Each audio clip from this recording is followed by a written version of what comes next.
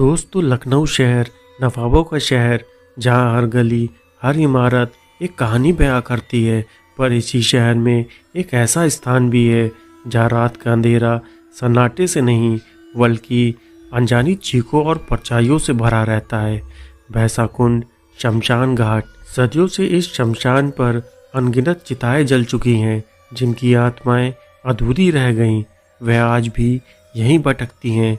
कहते हैं सूरज ढलने के बाद यह जगह सिर्फ मरे हुए लोगों की नहीं रहती, बल्कि उन आत्माओं की हो जाती है जो किसी को जीवित देखना पसंद नहीं करती। रात के तीसरे पहर जब हवा में एक अजीब सी ठंडक होती है और दूर से बहती हुई गोमती नदी की ध्वनि कानों में सिरहन भर देती है, तब यहाँ कुछ ऐसा होता है जिसे देखने और महसूस करने की हिम्मत हर किसी में नहीं। रवि और अमन दो दोस्त लखनऊ यूनिवर्सिटी के छात्र थे। दोनों को भूतिया जगहों पर जाने का और वहाँ की कहानियाँ खोजने का बहुत शौक था। एक रात दोस्तों के मजाक में फंसकर वे भैंसा कुंड चले गए। रात के करीब 2:30 बजे जब वे घाट पहुँचे तो वातावरण में अजीब सा सन्नाटा था। दूर तक चिताओं की आग जल रही थी, लेकिन वहाँ कोई नहीं था। कोई अंतिम संस्कार किए बिना आग कैसे जल सकती है? अमन ने घबराते हुए पूछा। तभी अचानक उन्होंने आग में अजीब सी आकृति बनती देखी, जैसे कोई इंसान आग में खड़ा होकर उनकी तरफ देख रहा हो। अचानक अमन के कानों में किसी बूढ़े आदमी की फुसफुसाहट सुनाई दी। तुम्हें नहीं आना चाहिए था। रवि और अमन ने चारों तरफ देखा, वहाँ कोई नहीं था। तभी उनके पीछे पड़े सूखे पत्तों पर किसी की भारी कदमों की आहट गूंजने लगी। जब उन्होंने मुड़कर देखा तो एक काले कपड़ों में लिपटी परछाई उनके पीछे खड़ी थी। वह धीरे धीरे आगे बढ़ रही थी, लेकिन उसका चेहरा दिखाई नहीं दे रहा था, बस दो जलती हुई आंखें जो उन्हें घूर रही थी। दोनों भागने लगे, लेकिन जैसे ही वे घाट की सीढ़ियों की तरफ पहुंचे, उन्हें सामने एक सफ़ेद साड़ी में खड़ी एक औरत दिखी। उसके लंबे बाल बिखरे हुए थे और उसका चेहरा अध जला था। वह धीरे धीरे उनकी ओर बढ़ी और एक भयानक कर्कश आवाज में बोली, अब वापस मत जाना कभी भी। रवि ने जैसे ही अपना फोन निकालकर टॉर्च जलाने की कोशिश की, फोन अपने आप बंद हो गया। अमन ने हनुमान चालीसा पढ़नी शुरू की। तभी वह औरत एक काले धुएं में बदलकर हवा में गायब हो गई। भागते भागते वे जैसे तैसे मुख्य सड़क पर पहुंचे। वहां से ऑटो पकड़ा और हॉस्टल लौट आए। पर यह डरावनी रात उनके लिए अभी खत्म नहीं हुई। रवि और अमन दोनों इस घटना के बाद बदल गए। वे अक्सर कहते थे कि उनके कमरे में रात को अजीब अजीब आवाज़ें आती हैं, कभी खिड़कियों पर खरोचने की आवाज़, कभी किसी के धीरे धीरे फुसफुसाने की। अमन एक हफ्ते बाद ये लखनऊ छोड़कर चला गया, लेकिन रवि वहीं रुका रहा। एक रात रवि ने अपने रूममेट से कहा कि उसे हर रात सपने में वही जलती हुई आंखें दिखती हैं। अगली सुबह रवि अपने बिस्तर पर मरा हुआ मिला। उसके चेहरे पर वैसे ही जलने के निशान थे जैसे उसने उस रात भैंसा कुंड में देखे थे। क्या आप भैंसा कुंड जाने की हिम्मत कर सकते हैं? आज भी भैंसा कुंड के पास से गुजरने वाले कई लोग बताते हैं कि रात में वहाँ अजीब आवाज़ें आती हैं। कभी कभी जलती हुई चिताओं के बीच किसी की परछाई दिखती है। कुछ कहते हैं कि वहाँ जाने वाले लोग वापस नहीं लौटते। अगर आप में हिम्मत है तो अगली अमावस्या की रात को भैंसा कुंड में जाके देखें। पर याद रहे, कुछ आत्माएं तुम्हें जिंदा छोड़ने को तैयार नहीं होती। रवि की मौत के बाद लखनऊ यूनिवर्सिटी के छात्र इस घटना को लेकर बेहद डरे हुए थे। हॉस्टल में हर कोई यही चर्चा कर रहा था कि रवि के चेहरे पर जले के वही निशान थे जो उसने भैंसा कुंड में देखे थे। लेकिन सबसे डरावनी बात यह थी कि रवि की मौत के बाद भी उसके कमरे में अजीबोगरीब आवाज़ें आती थीं। अमन, जो शहर छोड़ चुका था, इस घटना के बाद पूरी तरह से खामोश हो गया। लेकिन एक दिन उसने अपने दोस्तों से एक अजीब कॉल किया। रवि की मौत के लगभग 1 महीने बाद आधी रात को अमन ने अपने दोस्त रोहित को फ़ोन किया। उसकी आवाज़ बेहद डरी हुई थी। अमन, रोहित, मैं कहाँ हूँ मुझे नहीं पता, पर यह जगह वैसी ही है जैसी भैंसा कुंड में थी। रोहित, क्या बकवास कर रहा है? तू कहाँ है? अमन, यहाँ धुआं ही धुआं है, मुझे कोई पुकार रहा है। वही जलती आंखें। रोहित, वह मुझे ले जाना चाह रहा है। इसके बाद अचानक कॉल कट गया।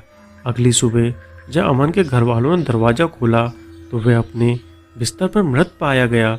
उसके चेहरे पर वही जलने के निशान थे जो रवि के थे। अब तक ये साफ हो चुका था कि भैंसा कुंड की उस रात कुछ बेहद बुरा हुआ था, लेकिन सवाल ये था, क्या सिर्फ रवि और अमन की इस श्राप का शिकार थे या कोई और भी? रोहित, जो अमन का सबसे करीबी दोस्त था, अब बेहद डरा हुआ रहने लगा। रात को उसे अजीब आवाज़ें सुनाई देने लगीं, कभी किसी के फुसफुसाने की, कभी किसी के पैरों के घिसटने की। एक रात जब हॉस्टल के गलियारे से गुजर रहा था तो उसने महसूस किया कि कोई उसके पीछे चल रहा है। उसने जैसे ही पलट कर देखा, उसे सफ़ेद साड़ी में एक औरत खड़ी दिखी। वही औरत जिसे रवि और अमन ने भैंसा कुंड में देखा था। उसका चेहरा अध जला था, आंखें लाल थीं और होठों से खून टपक रहा था। उसने धीरे से कहा, अब तुम्हारी बारी है। रोहित चीखता हुआ अपने कमरे की ओर भागा, लेकिन जैसे ही उसने दरवाज़ा खोला उसे कमरे के अंदर रवि खड़ा दिखा। उसका चेहरा काला और जला हुआ था। रोहित की हालत दिन पर दिन बिगड़ती जा रही थी। वह कुछ भी ठीक से नहीं खा रहा था और हर वक्त डरा डरा सा रहता था। एक दिन उसने तय किया कि वह भैंसा कुंड जाकर सच्चाई का पता लगाएगा और उसके दो दोस्त आदित्य और समीर भी उसके साथ गए। रात के 2:45 वे तीनों शमशान पहुंचे। चारों तरफ घना अंधेरा था। दूर जलती हुई चिताएं दिख रही थीं, लेकिन जैसे ही वे घाट के अंदर गए, हवा अचानक बेहद ठंडी हो गई। यार, यहाँ कुछ गलत है, समीर ने डरते हुए कहा। अचानक एक चिता की आग भड़क उठी और आग की लपटों के बीच उन्हें एक परछाई दिखी। वह परछाई धीरे धीरे बढ़ने लगी। जैसे ही वह भागने को मुड़े, उसके सामने सफ़ेद साड़ी में वही औरत खड़ी थी। तुम्हें हमसे दूर जाने की इजाज़त नहीं है, उसकी भयानक आवाज़ में कहा। आदित्य ने हनुमान चालीसा पढ़नी शुरू कर दी, लेकिन उसकी आवाज़ अचानक बंद हो गई, जैसे किसी ने उसका गला पकड़ लिया हो। रोहित और समीर ने किसी तरह भागने की कोशिश की, लेकिन उसकी टांगें कांप रही थीं। उन्होंने देखा कि आदित्य अब अजीब तरह से हंस रहा था। उसकी आंखें काली हो चुकी थीं, जैसे कोई आत्मा उसके अंदर घुस गई हो। फिर अचानक एक जोरदार चीख के साथ आदित्य हवा में उठा और घाट की गहराई में गिर गया। समीर और रोहित ने किसी तरह वहां से निकलकर अपनी जान बचाई, लेकिन अगली सुबह आदित्य का शव शमशान के पास जला हुआ मिला। आज भी जिंदा है वह डर।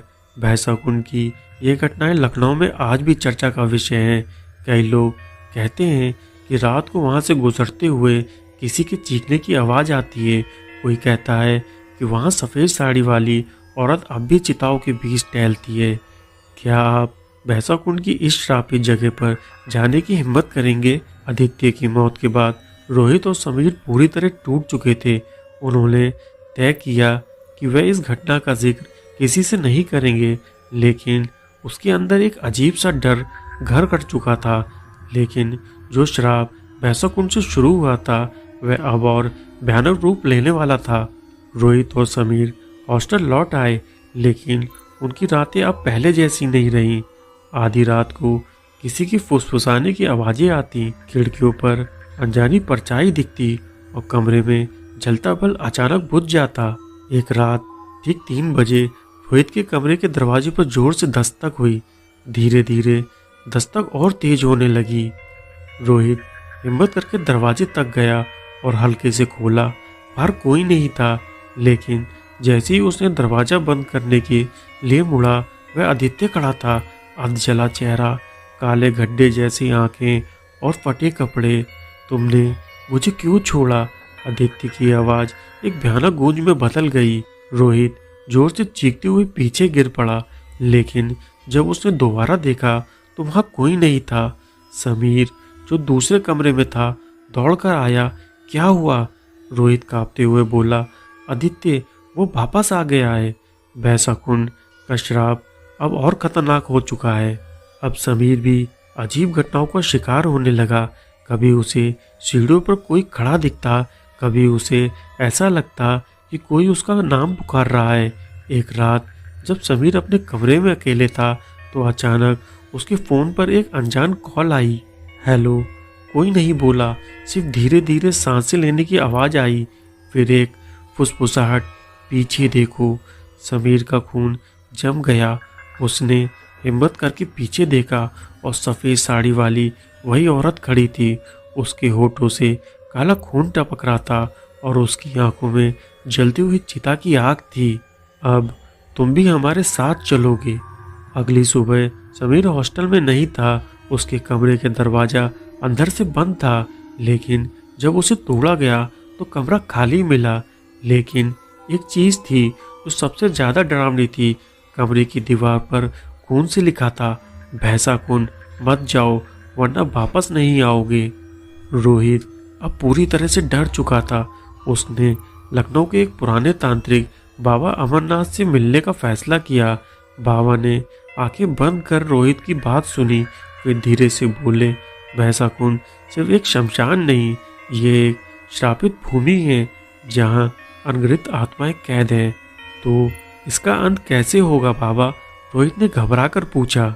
बाबा ने गहरी सांस ली और कहा, जिस आत्मा को तुमने देखा था वो कोई और नहीं बल्कि एक तांत्रिक की आत्मा है जिसे वर्षों पहले वहां जिंदा जला दिया गया था।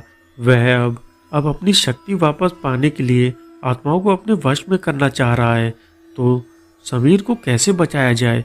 बाबा अमरनाथ ने आंखें खोली और बोले, अगर समीर जिंदा हुआ तो उसकी आत्मा अब उसकी नहीं रहेगी।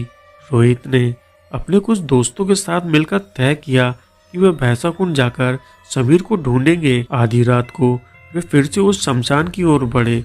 चारों तरफ घना अंधेरा था, हवा ठंडी थी और पेड़ हवा से हिल रहे थे जैसे कोई उन पर फुसफुसा रहा हो।